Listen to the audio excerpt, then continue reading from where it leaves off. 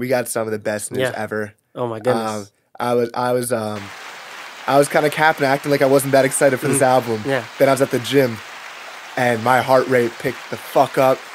Kendrick Lamar, Duckworth, Kung Fu Kenny, the GOAT, the Messiah. It's like Jesus resurrecting. Yeah. He is back May 3rd. What's it called? Mr. Morale and the Big Stepper. How are you feeling? I was honestly the same way because it dropped, and I was like obviously excited, but I was like, oh yeah, finally you dropped, like as if I deserved it. And like I spent the whole 30 minutes just looking at Kendrick stuff, Kendrick tweets, Kendrick music. So I was real excited about that. And the title, man, it's cool. I like love it. And if you know Bob Marley has a famous band he always performs with, the Wailers, and they're known as Bob Marley and the Wailers. Also famous rock bands go by blah blah and the Blahs. Yeah. So I really love how Kendrick is always so conceptual all the time and always puts in something that's so always refreshing and new. And with this, I think he's going to go towards like a leader or mentorship kind of role. He is Mr. Morale. That's the type of alter ego he's going to take. Previously, it was Kung Fu Kenny. And before on To Pimp a Butterfly, it was Lucy, the whole Lucy character. Yeah. So I think he's going to be Mr. Morale on this one. And the Big Steppers are the people he's helping up from Compton. So like, what's his face? Baby Keem and like all these big steppers. He's not from Compton, but I do know what you mean. He's not from Compton? He's from Vegas. Huh? Yeah. Okay, that makes. I heard him say a verse about it. Maybe, but okay, close enough. Enough. I mean, that'd be cool. I mean, I personally I like Baby Keem. I wouldn't I don't need multiple features if that's what's happening. Like, I don't even need one feature. Yeah. Because we already got 2 on the Baby Keem album with Kendrick on it. I like that concept. So you don't think Baby Keem will be on this project? No, I think he could be. I'm saying I don't need him to be. But this is gonna be so sick. I think the title's awesome. I love how everyone's already making their like dissertation about like what it's gonna be, and because we all have such high expectations, that's gonna be this really masterful thing you have to break down, which it probably will be. Do you want it to be like that rock album that they kept saying it was gonna be? Honestly, it doesn't matter because I know whatever Kendrick puts out is going to be incredible, and just from the title alone, I know this is going to be amazing. I even saw hints. If you go to his website, it's like PG Lang. Yeah. If you do pglang.heart. Yeah, I saw that this morning. Yeah. So it's Heart Part 5. I was saying this I think last episode. I'm like, that's what he needs to do to get everyone like really excited. And we haven't heard this man in 5 years basically on his own song. And that's how you get people going. Come at the industry. That, and I'm excited about the single he's gonna drop because I hope he's gonna drop a single. Like that's important, Before it was Humble and DNA. Yeah. Those are good songs. And in sad news, because of this, I sent this to you, but JID tweeted, like, now I got to retire. Because he said at Coachella, next week I'm announcing my album date. And I'm guessing it was that date. And he's like, fuck, now I have to, like... I feel bad. I even saw Dreamville on Insta. They posted a picture of Jid. And we'll talk about Coachella a little bit later. And it's just him, like, and he had an incredible performance. And they're like, yeah, he's coming soon. And like right after that, I guess Jid didn't see it, but he put out like, "Oh, Jid is retired," and I just feel bad because he's been preparing so long for this album. I think you just gotta drop it, and like, I think music goes so fast nowadays. I don't think it's gonna make a difference if he does it a month after Kendrick. Yeah, but it's been so long since he released his last album. He must be listening to his album or making more music and keep thinking like, "Fuck, this is better than what's on my album." And at some point, he's just gonna scrap the album and be like, "I've made so much music since these songs."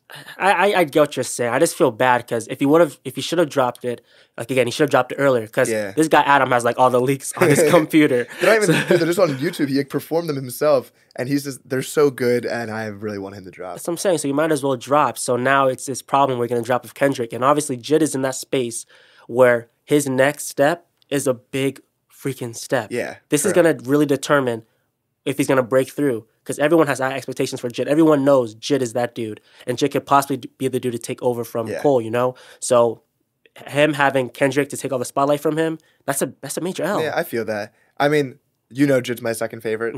But it's really hard. We just saw Vince Staples sold only 15K. So it was only 15? Wasn't it? Or it was something really low. Oh, I'll tell you. All the rappers, man. Well, Vince Staples sold low. I mean... Denzel's the one who sold 15. And so I'm not going into this thinking Jid's gonna sell crazy. I think it's more like the respect thing of people being like, oh, like he actually is next. And sometimes that respect doesn't equal sales numbers, but I think it doesn't matter too much. So you don't think Jid will sell over 100 or at least 100? I think he can. And that's only because of all the features he's been doing. Showing up on Doja Cat to Imagine Dragons to this and that. So he's getting some noise. Yeah, you're right. I mean, maybe it depends album rollout and maybe he drops another single, some surround sound, which was so long ago. Yeah, it was so a long good. time. It was a long time ago. And maybe he has crazy features on this. I really don't know what to expect, but I'm excited for Jid. Yeah. We saw Drew Kelly said he's going to postpone his album just because he's ready for the inspiration that Kendrick Lamar is about to bring. And I respect that. I mean, that's how I know that Drew's a real artist. That's why I know he really cares about the craft. And this reminds me of a debate that came about on Twitter I saw. It came from Beautiful Takes, and it was basically that nowadays, a good album is essentially, let's say if you had 14 tracks, and you liked 5 or 6 tracks off that project. Yeah. To people, that's a good album. That's the standard we're at now. And Kendrick's been gone for a long time, and this standard has been set since he's left for Damn. And I just feel that. You know? Yeah, it's been a while where an album's like really, really stuck with me. Yeah. The Dreamville one has honestly been doing a good job. Even though people don't love it, I really like the Dreamville one. Yeah. And then Marlon Craft, he's sticking it in there. He's like, I'm going to keep going. Yeah, Marlon, again, we always give him his kudos. He's a New York rapper, of course, and he's dropping around the same time as Kendrick as well. Yeah, similar to like when Mac Miller had to go up against J. Cole and Kanye West. Yeah. Did pretty well with watching movies with the sound off. Yeah, and also with swimming, he dropped the same day as Travis, right? Yeah. Big Kahunas, love that guy. Man, I miss you, Mac, man. But what features and producers do you want from Kendrick on this project, and what do you expect from? What do you want? What you want? I need more Mad Lib in Kendrick because Duckworth and Fear are like 2 of my favorite on that album. I think he sounds so good over those beats. Mad Lib did Fear. Yeah, I think he did Fear. But no, Duckworth was by I can't believe I'm forgetting his name. Come on, Sam. It wasn't Mad Lib. It was the guy who has the Zion projects. Amazing producer. I'm such a clown for that. I know his name. It's on the tip of my tongue. I'm so heated right now. I think if he's going for like a California sound, like I think DJ Mustard makes incredible ass beats, and people slide on those. Who are you thinking specifically? Producer wise? Yeah. Honestly, Dr. Dre. I wish he would go back to Dr. Dre. Dr. Dre was involved in Good Kid, Mad City. Sorry, Ninth Wonder. Ninth Wonder, yes. Oh my God, yeah. I want Ninth Wonder. Zion tapes. He's famous for his Zion tapes. Incredible. Nor Ninth Wonder, but again, Dr. Dre was with him on Good Kid, Mad City, and he helped him curate. Yeah. And if you notice, every time Dr. Dre is with someone, he curates like this cinematic masterpiece, and his sounds would fit Kendrick so much. But I don't know where Kendrick's gonna go from here. Pharrell will be cool. Maybe J. Cole returns with some production. Maybe a freaking feature, please. Give me the album. I feel like there could be a feature on it. I feel like you wait 5 years, give the people what they want. Cole, Drake, Kenny, one song. I don't think Kendrick and Drake will ever collab again, especially with their sub disses or whatever. Yeah. Drake low-key has washed both Cole and Kendrick. Yeah, and it's not even a hot take. I think people forget. Whatever. Drake is the biggest artist, right? Yeah. He's really not. Kendrick is bigger than him. Yes or no? See how to phrase this. Kendrick can capture attention better than him, but Drake sales. You already lost. Now, everyone forgets this.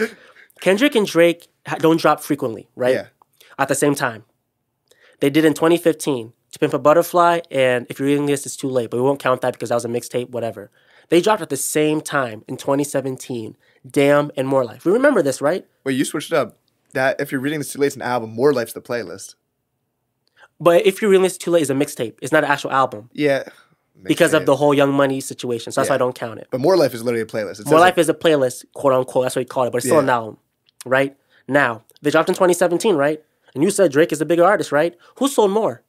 First week. We all forget. Kendrick outsold Drake. He had 603,000 sales, while Drake had 500 and something. Kendrick is more like mysterious, so when he does pop around, it's like so much more exciting. Mysterious or not, he sold more than Drake. He sold first week albums, but Drake has substantially more hits than him. Okay. Let's keep going with that route. That year, who had the most hits? Kendrick. Yeah, Humble. DNA. For 1 year. Loyalty. Love. For 1 year, but so Drake he essentially caught up to Drake. He beat Drake. He caught up that race to Drake. So maybe he could be bigger if he dropped as much as boom. Yeah. That's what I'm saying. So in reality, people just forget because he didn't drop. But Kendrick is better than not better, but bigger than Drake. I'm always confused. Not confused. I'm surprised that Kendrick is as commercially successful as he is because I think his rapping style can be very hard to comprehend if you're not like a really big hip hop fan. Yeah. Because he raps in a very weird way. And J. Cole and Drake rap in very understandable ways, but Kendrick's really good at like just making choruses and like hype message. But, like his lyrics sometimes like don't make sense on just listening to it until you like go in Genius and like, oh my god, that's what he meant.